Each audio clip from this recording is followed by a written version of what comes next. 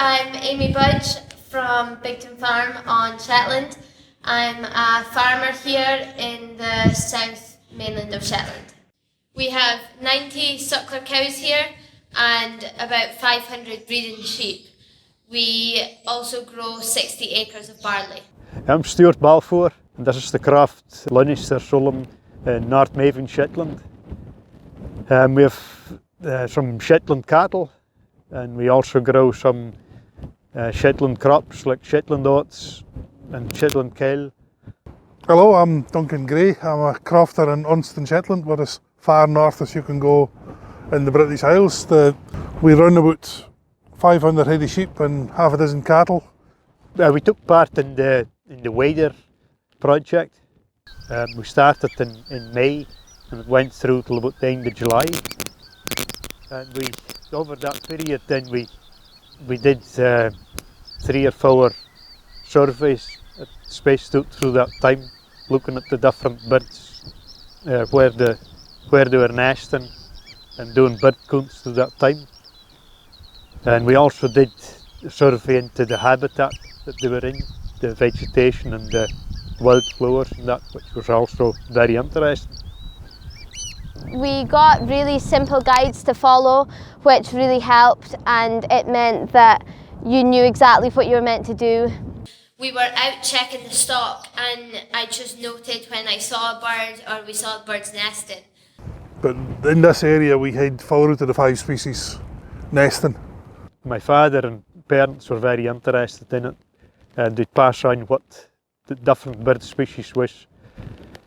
So I was able to identify most of them and where they would be, but I think I've gained more knowledge through doing the survey, I'd say, and how to identify them and see different areas that you'd expect to find them in.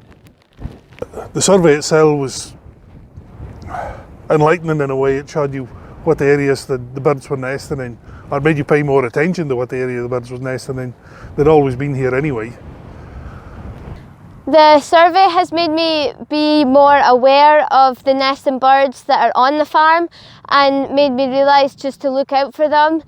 If there was an opportunity to take part in a survey again, I would do it, especially in areas where I put in additional weather scripts just to see if it made any difference or no.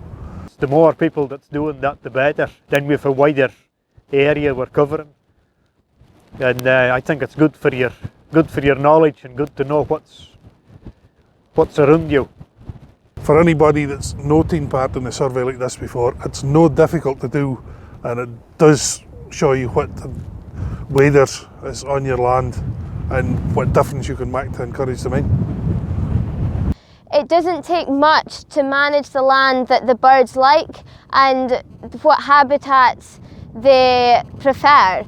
It was just rewarding to see that these rougher patches of land that's a bit wet has life in them, and that was just really rewarding to see the nature alive in those places. In the future then we'll just continue maintaining the same practices we have, trying not to disturb the habitat too much that they're thriving in, and maybe look at different ways that we can improve on things.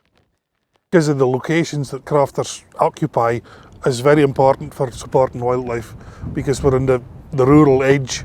I think it all really works together. There's a lot of different bird species that come here to feed.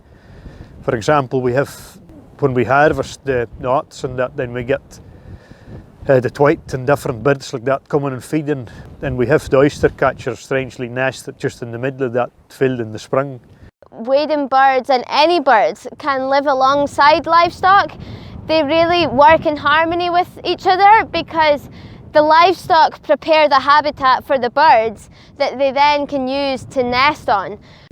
In the future, for looking after the environment on a croft, we need some sort of support system in place that encourages crofters and farmers to maximise the wildlife instead of maximising production. If the wildlife has a value, the wildlife will be looked after.